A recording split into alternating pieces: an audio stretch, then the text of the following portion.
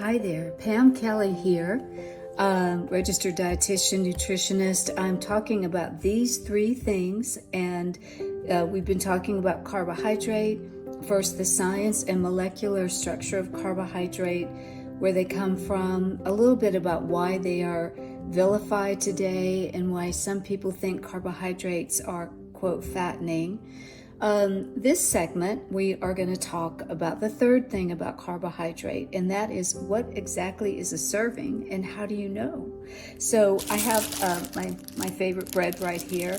A serving of carbohydrate generally is 15 grams of carbohydrate is considered one serving. So if you had something that had 45 grams in it, then that one piece would be 3 servings of a carbohydrate. Typically, we eat 2 to 3 at a meal anyway, but I've had some people tell me like, oh my gosh, it had 5 grams of carbohydrate, which is basically nothing. So this bread that I have right here is, sure enough, 15 grams of carbohydrate, total carbohydrate. The other thing is that you want to look at a serving size. So when you're looking at carb, it's important to know, is it 1 slice? Is it 2? Is it the whole package, which makes a big difference with carbohydrate. The other thing is, under total carbohydrate is fiber and then added sugar. So the total is everything, and then fiber is listed. So you've heard the term net carb.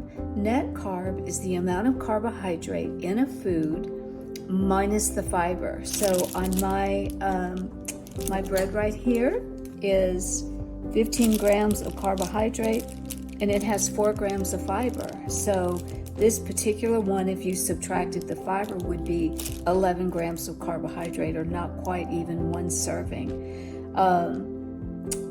Added sugar is important because added sugar is what sugar has been added to a particular product. Like this bread doesn't have any added sugar, but a lot of yogurts and a lot of dessert items, even salad dressings and things like that, can have a lot of added sugar.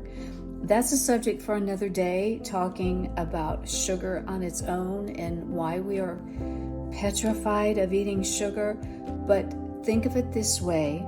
If you're practicing mindfulness and you're paying attention to how food feels in your body, then you know that you don't feel good if you eat a lot of carbohydrate at one sitting. Last fact about this is that carbohydrates, because as I mentioned before, break down quickly, it's usually best to have a small amount of carb at different times during the day. Think of it as kind of like kindling that you would put in a fire. It burns up quickly, goes out, you put in a little bit more. So I would have a little at breakfast, a little at lunch, and a little at dinner time.